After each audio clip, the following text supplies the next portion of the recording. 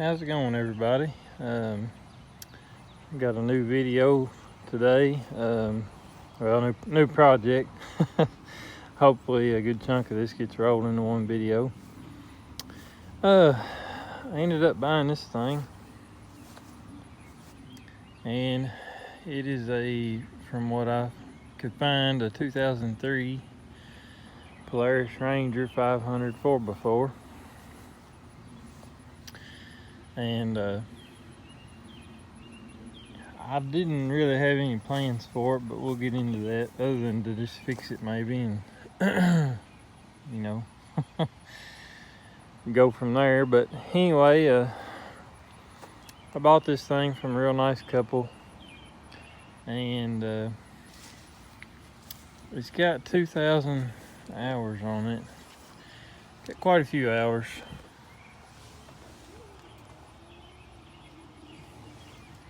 $2,150 actually, but it's not too beat up. It's got a crack in the floor there. I think I can either fix or just maybe even replace that. I have to make my mind up on what I'm going to do there. Tires aren't too good, but they're holding there. I think he's been into most of the axles at some point, or somebody has. Because they all have newer looking nuts and cotter pins and washers and things on them. But the frame looks solid. Not really much for rust. This is old solid axle Ranger. Like I said, 500. Got a dump bed. It's a full, what they would call a full size model. Got a pretty wide bed on it. Disc brakes, I got the little 1.25" receiver slide in. Tailgate works good. There's a few parts and pieces. And then the other side here looks about the same. It came with that speaker setup that goes in the roof. I think of a newer mid-size Ranger, because that's what he replaced this with.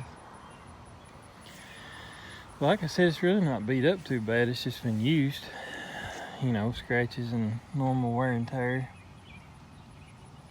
Got a homemade roof. Keeps the sun off your head, I guess. And then he actually built this thing to rest your foot on. It was over in the driver's floorboard, but I don't imagine I'll be using that, but I guess I'll see.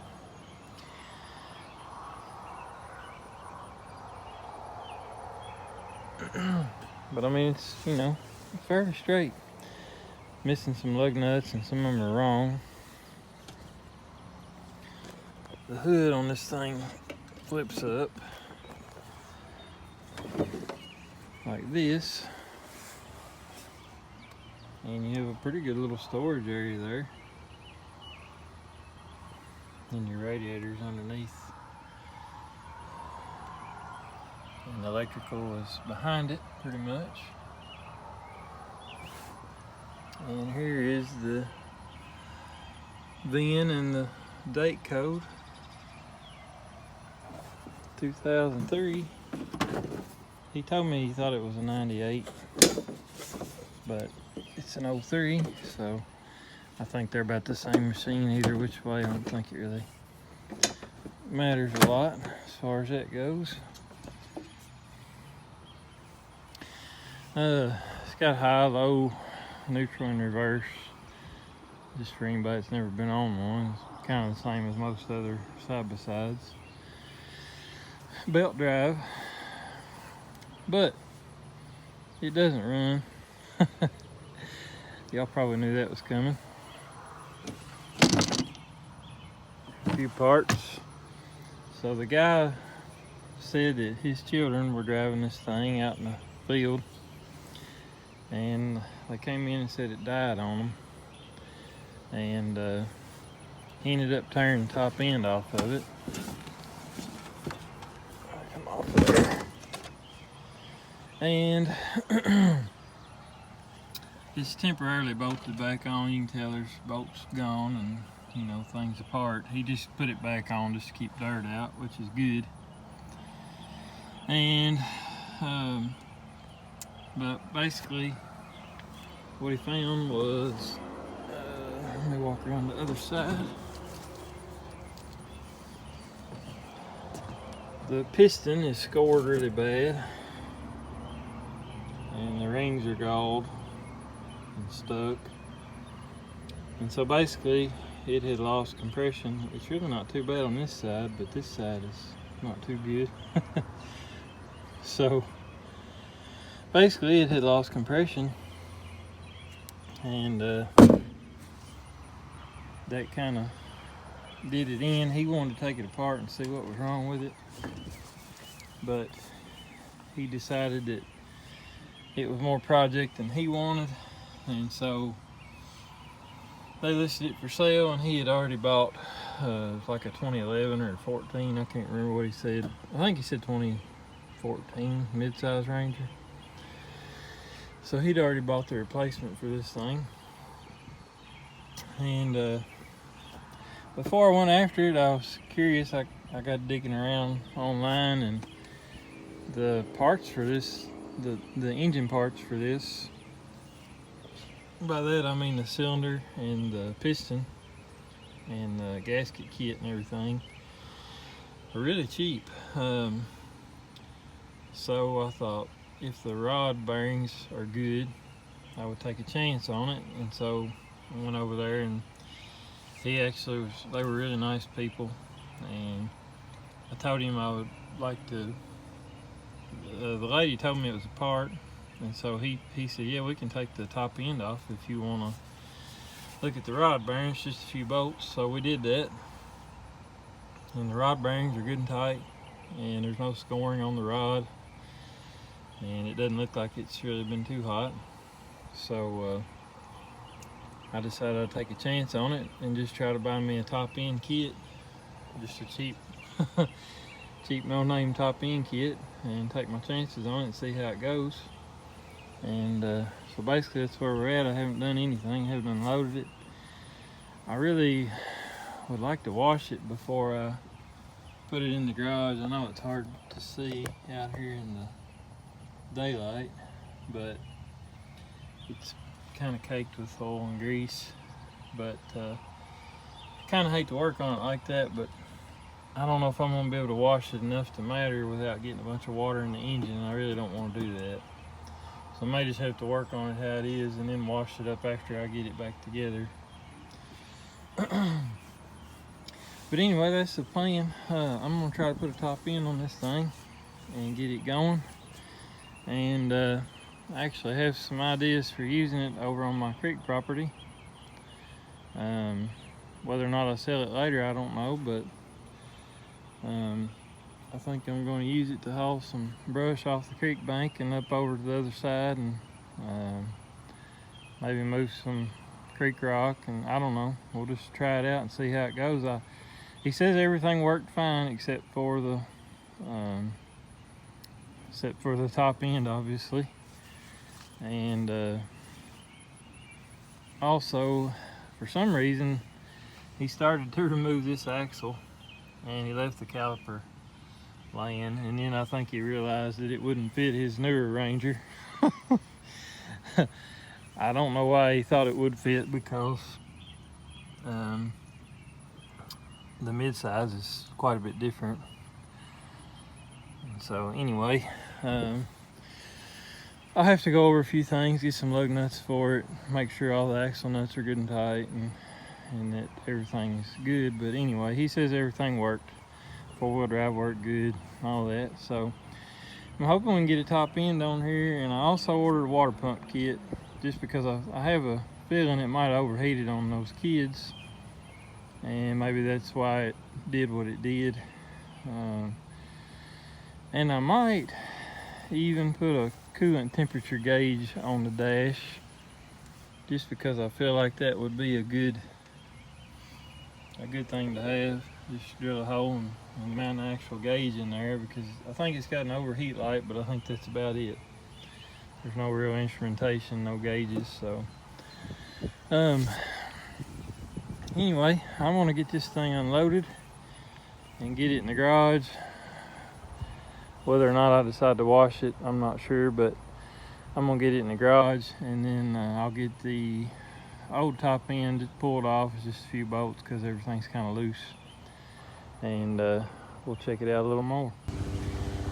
All right, I'm getting ready to roll this in the building where I can work on it, but first I think I'm gonna jack this side up and try to, hopefully the bolts are there. I'm gonna try to put this caliper back on. It'd be kind of nice if the brakes work because I'm rolling it off the trailer. If not, we'll make do, but that's got to be put back on anyway. So I'm gonna see if I can jack it up and get it put back on. Take that wheel off and put the caliper on real quick. So Dad kind of built this little jack for me. It's just a jack out of a car, a little cheap one. Scissor type jack, but he welded a base on the bottom and then welded a socket on it so you don't have to crank it by hand.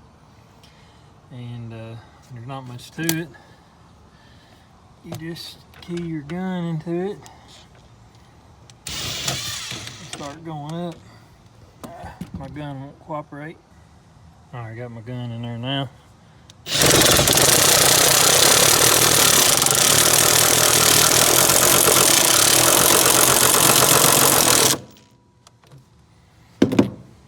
There we go.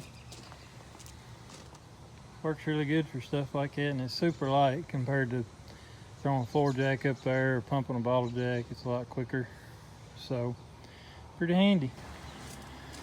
So this is the fun part of buying somebody else's project.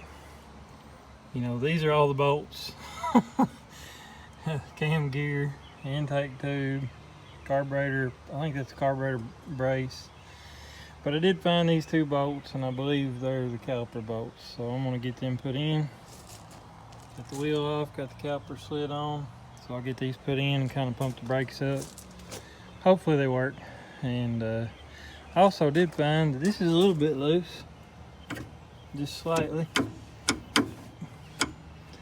And then the rack is kind of loose too. So I may worry about that after I get it running. I don't think anything's gonna come apart there, but definitely could use a little maintenance, which is to be expected with the miles this thing has for hours. So, all right, I'm gonna get this caliper bolted back on. Got the caliper bolted on. Axle spins good and free. It's tight in the diff. The U-joint looks newer. So, the ball joint seemed okay. I'm gonna put the wheel back on and shake around on it, but it doesn't seem just falling apart, so that's good. All right, put this on and roll it in the garage. Pull the wheels back on. Wheel bearing's a little loose. You can kind of see it move. I've had a lot worse, but I might address that at some point. But I was looking, you know, I noticed the nut didn't have a cotter pin in it, and it didn't look quite right. I got down here and looked. It's not cut in two there, but it is here. I don't know what they did there. I'm gonna try to unthread that. I've got a couple old axles around back. I'm gonna see if I got a nut that'll fit. So I don't know how. It can't be that tight because it's basically cut in half. Yeah, it's not too tight. I just brought pliers because I didn't figure it was. I tried it by hand first, but yeah, I think it's, yeah, that was just barely on there. Hopefully the axle threads they look okay. They're a little bit rough here, but they're pretty good back here. I think the axle's okay. I think I'm just gonna have to find a nut because this one is literally cut in half. Okie doke, I found me a nut. It was the right size. Went on pretty good. And it actually tightened that bearing up because it didn't have any preload on it before. It's tight as can be now. Spins really good.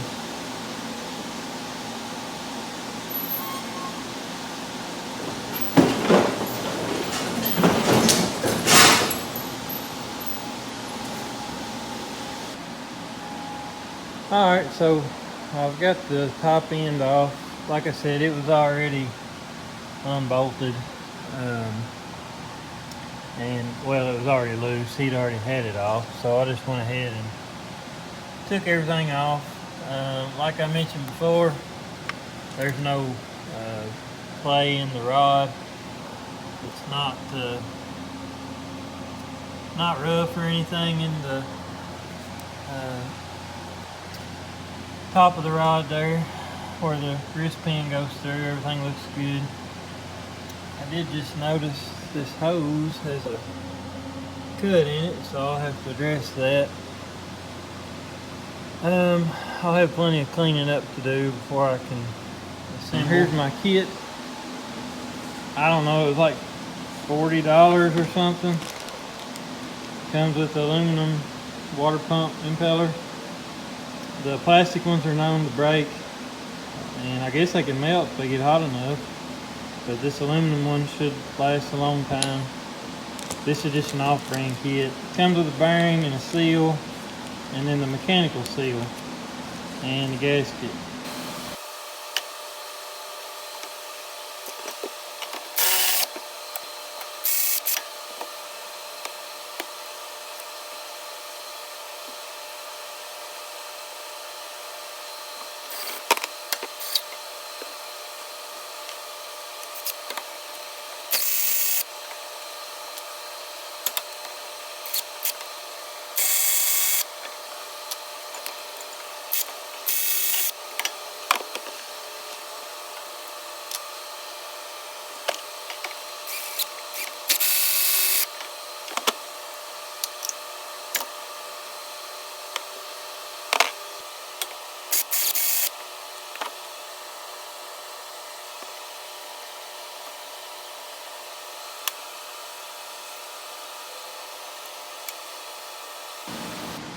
Okay, things have escalated.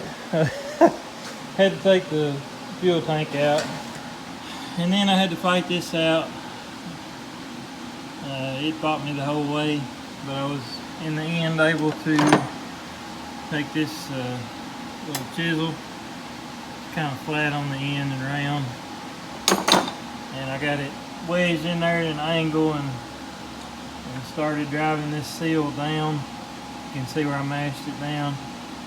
Usually once you break the seal pretty good on one side, get it away from the aluminum housing that it seats in, it usually will come out okay then. So I just ran like a wood screw in there, in that rubber.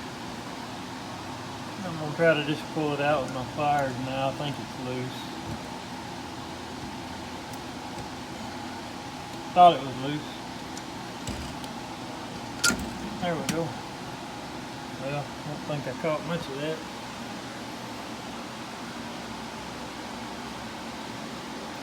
Anyway, there's the rubber oil seal, and you can see the bearing, which I'm not going to be messing with. Alright, that went in real easy. I kind of just started it by hand after I put, I greased the outside of the seal a little bit, got it slick, and I pretty much started it by hand, and then I just took my socket and kind of pecked it on in there snug. So now I'm going to go ahead and clean up my surfaces here for the water pump mechanical seal, and then I'll be ready to install it. Well, my mechanical seal's in. It went in real easy.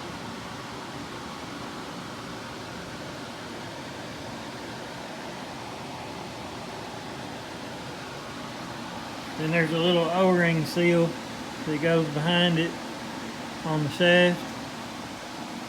Got that on there. And then next I'll have my impeller. Then I'll have this little copper washer. And then this nut. So I'm going to get that put on, and we can put the cover back on the water pump, and that part will be done. That right there is the crankcase drain bolt. Before I go to put the top end on, I'm going to clean out any crankcase, make sure I don't see anything in there. and then I'll take that bolt out and let it drain, as well as probably spray it out with some brake parts cleaner, and then it'll be ready to put the top end on. That's once I get have to clean the base where the base gasket goes good. But anyway, just to make sure the crankcase is clean, I'll do that before I put everything else back together also. There it is, looking all pretty with the billet impeller. So now all I gotta do is put the housing on, and it'll look like this. And there we go. Not too bad of a job. So here is my kit that I purchased. This cost me about 150 bucks with tax. There's some cheaper ones on there, but this one comes with pretty much everything. It's just the one I picked. So there's all the gaskets and some ultra gray, which I've already actually used a little bit of. If I can get this out of the way.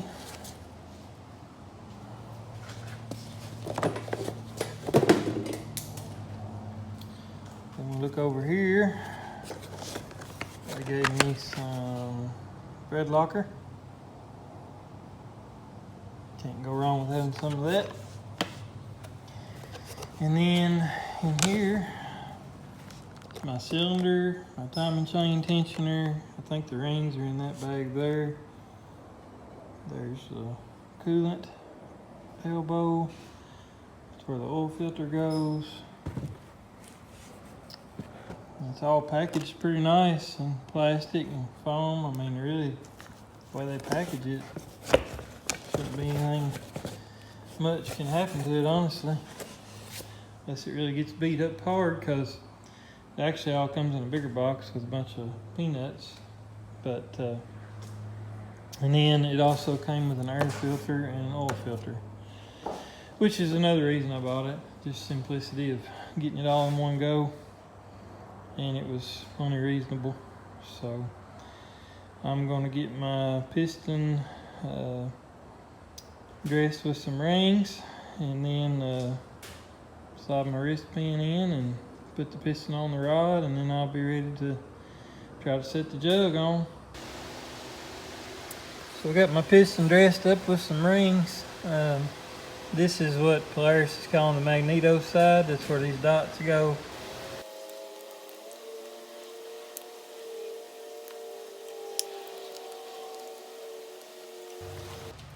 Alright, I'm just using a flat piece of steel as a kind of a, a holder for the piston. Keep it from being able to push down too far. Hopefully it'll make it a little easier to get the jug situated over top of the rings. They sell a block, that Polaris calls it a block, to do that job, but I don't normally buy special tools for one-time jobs if I can keep from it. I did get my piston wrist pin clip in on this side.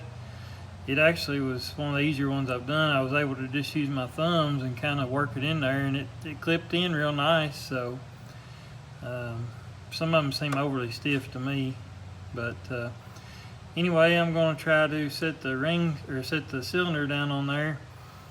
They say to use a ring compressor. I don't know, I've never used a ring compressor on an ATV cylinder. I'm sure it could be a little easier, but I'm just going to see if I can work it on there, because it is tapered at the bottom.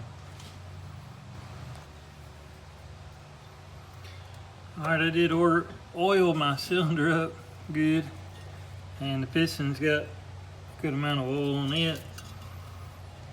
You can't probably see it, but I've got to pull my timing chain through. I've got a zip tie on it to make it easier to get a hold of. And I've got a bungee cord I'm going to hook it to. Alright.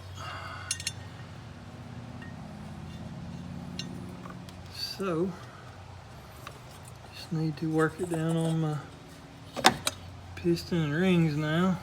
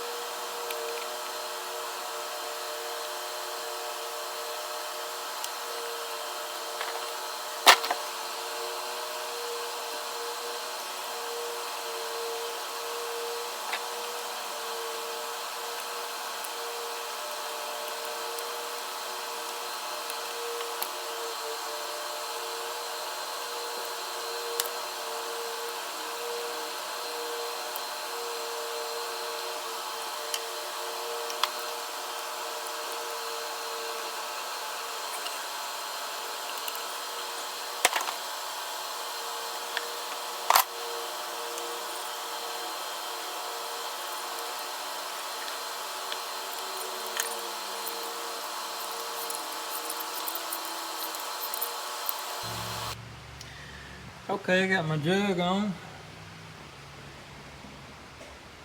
Set down on her good and flat. Had to work with the rings a little bit to get them started, but it wasn't too bad. Plenty of oil in the cylinder. Not down in here, that's the coolant. That's where the coolant's supposed to go, but I got some oil in there too. But anyway, I got plenty down around my piston. And spun it over, and it seems to spin good. I just had to pull it over with time and chain. I don't know if that's highly recommended, but that's what I did. So now I'm going to put the 4 bolts in around the jug that go down in here and torque them, and I can continue on.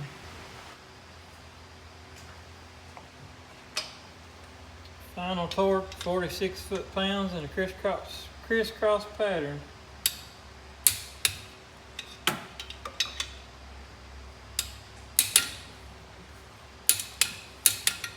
The engine's a little bit loose looking. Might have to look into that.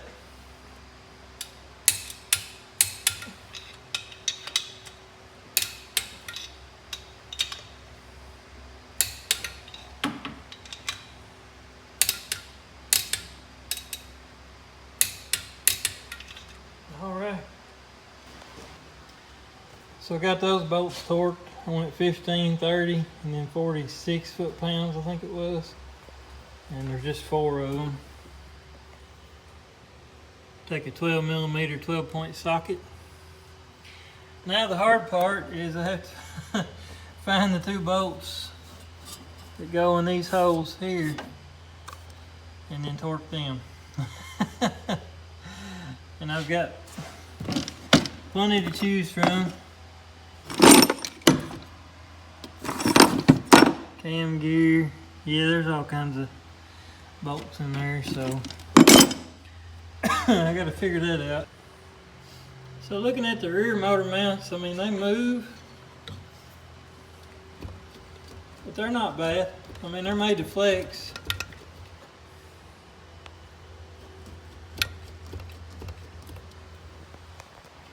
So I thought, well, there's gotta be one up front. And it is hard to see because of how dirty everything is, but it's right there. If you look around that nut, it looks broke out. And you can see, it really ain't doing nothing. Actually came all the way off right there. So definitely I'm gonna fix that while I have easy access. I don't think I'm gonna buy one, I think I'll just fix that one.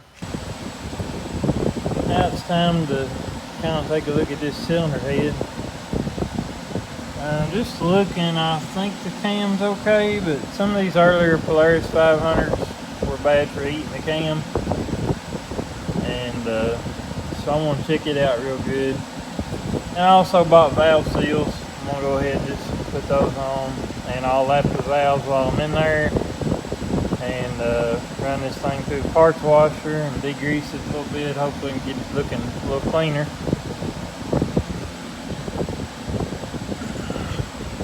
So I'm going to go ahead and take these 4 10mm bolts out.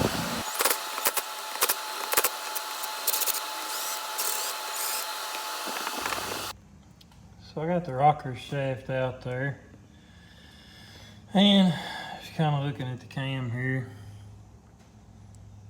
And it's been hot at some point, or warm anyway.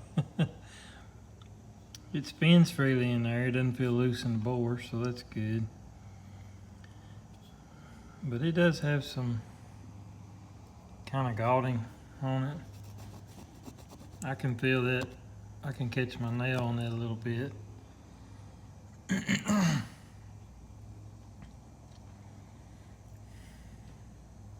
And you know, kind of the same on all of them in spots. I'm not so sure. I'm not going to just go ahead and put a cam in it since I'm already here. They're not super expensive. And it would be nice if it's, you know, right.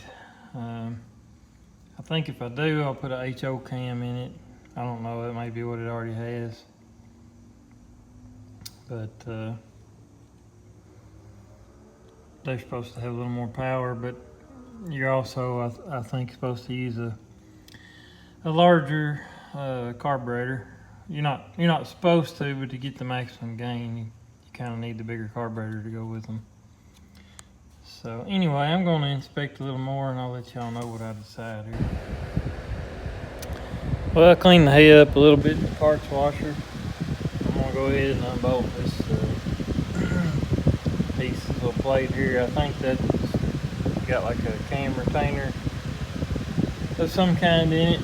I really don't know for sure. I got to get in there and see. But I'm pretty sure that's why the cam doesn't just slide out. And actually, it looks like it probably will come out this way.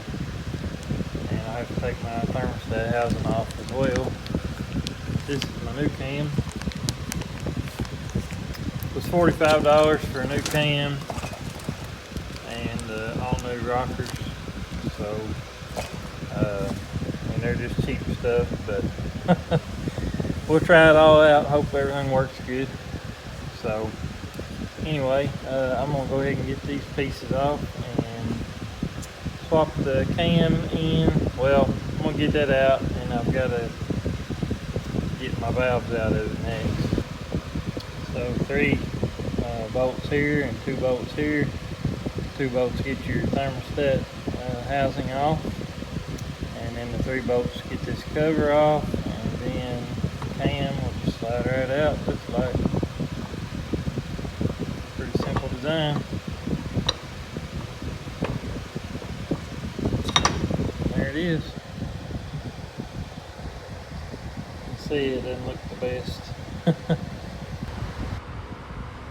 Alright, so as usual, I'm having to cheat the system a little bit here. My spring compressor will not work without this piece, black piece, hitting the top of the head right here. You can see I've got it lined up on my valve there, on the exhaust valve. So what I've done is took a nut to space it, and I believe I can compress it enough to fish my keepers out of there. I got enough room down inside that nut, and I believe that'll work okay as long as I hold everything straight. So I'm going to try it that way, and hopefully I can get my valves out.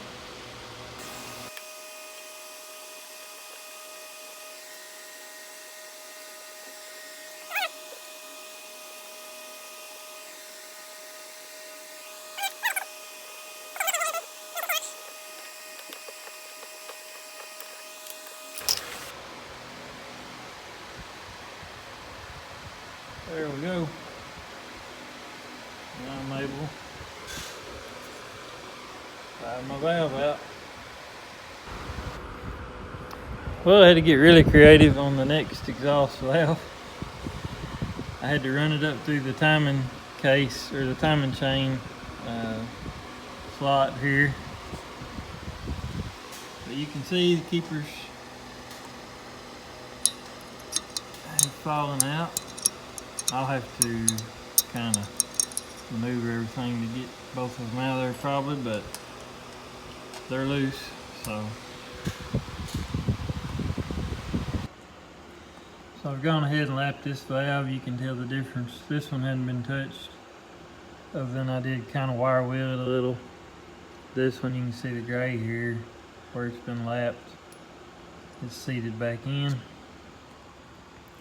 If we come over here, this surface right here, it'll focus.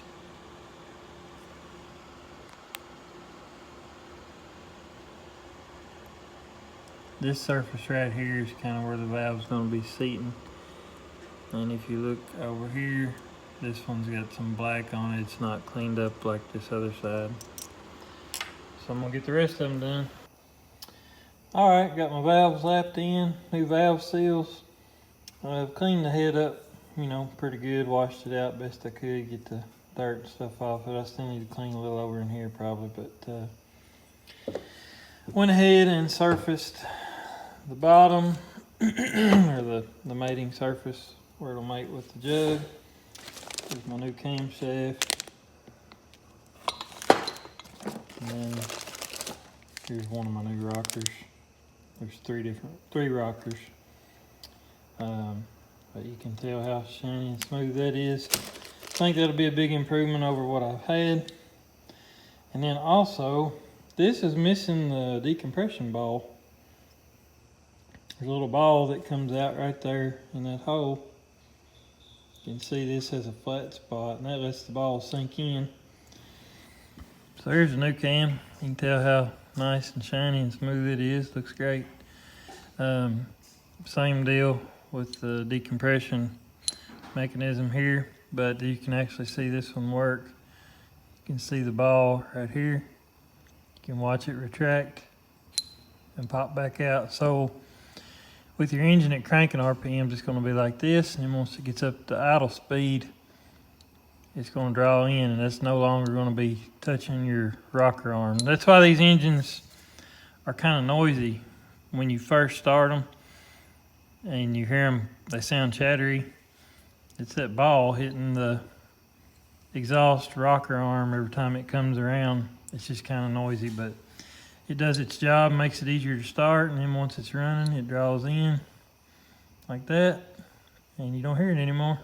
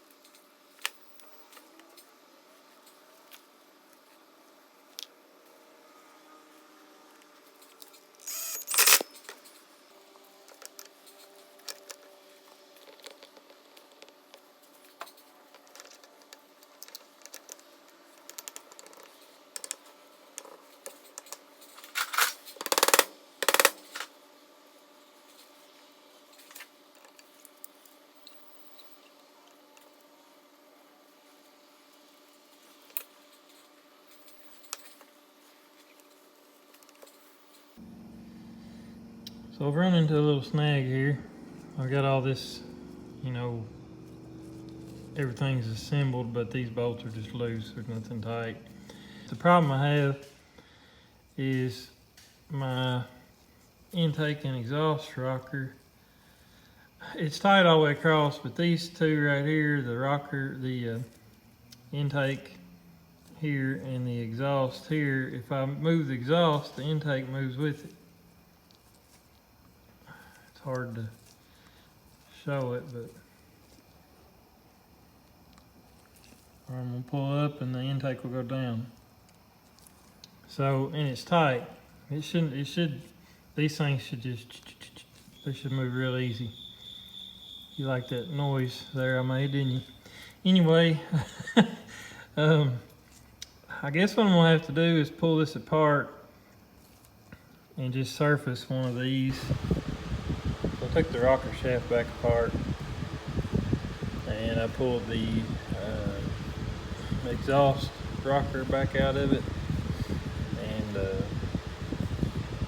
I'm just filing on each side. You can see it's pretty shiny there. It looks a little different than when I started, but anyway, you can kind of tell. Just been using emery cloth on a flat surface. So I'm going to clean it up a little bit until it fits, and by doing each side on this thing, should keep it somewhat even as far as the spacing.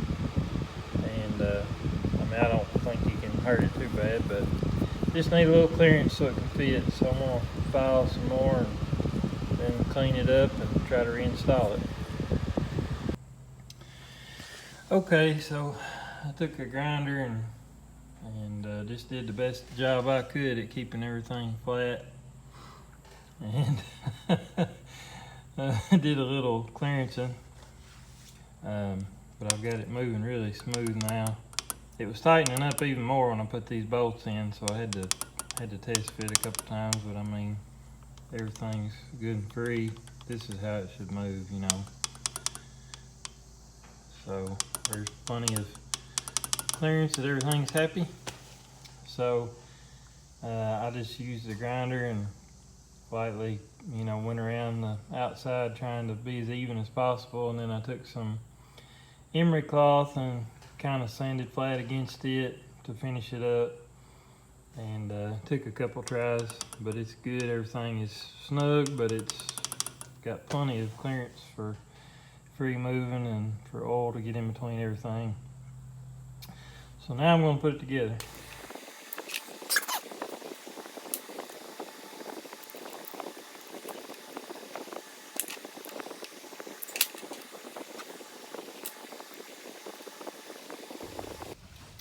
So I'm going to set the head on here.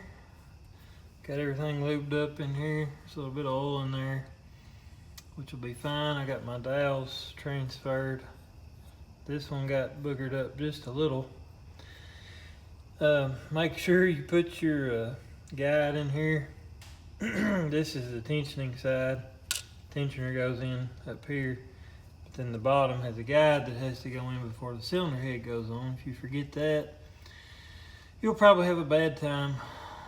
So I'm gonna see if I can get the cylinder head set on there and get some bolts in.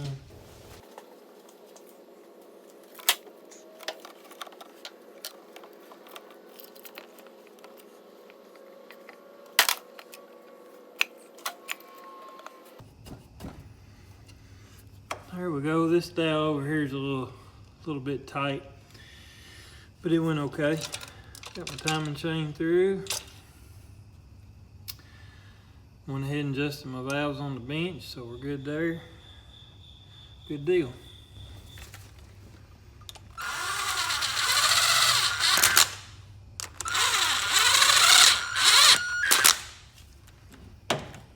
Two more to go.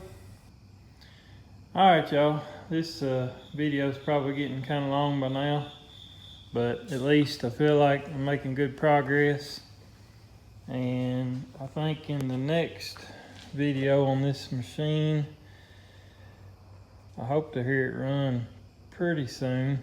You know, hopefully we'll get to hear it fire up not too long after I get going on this next video. I've got to get the well, I've still got to torque the cylinder bolts, and I've got to put the cam gear on and put the tensioner in and kind of check my timing chain and make sure it's not super loose or anything. But we're getting close to having a running engine, or what should be a running engine. Everything on this thing is unknown to me, but the guy seemed pretty honest for what that's worth, and he said that it ran fine until that happened. So I would like to have got this thing running in one video, but it's just too much to get in one video if you don't, you know, unless you don't show much. So I appreciate y'all watching, and come back for the next one. Hopefully I can get this thing running and driving. Still got a fair amount to do to it, but hopefully the engine will be running pretty soon here, and maybe I can use it a little bit. I'm sure it'll need a few other things once I get it actually moving, but hopefully nothing major. Hopefully everything's pretty solid on it. It really doesn't look that beat up to me, so I mean, it does have some hours, but doesn't look super beat up, so I'm hoping it'll be somewhat solid. But I appreciate y'all watching, and I'll catch up with you next time.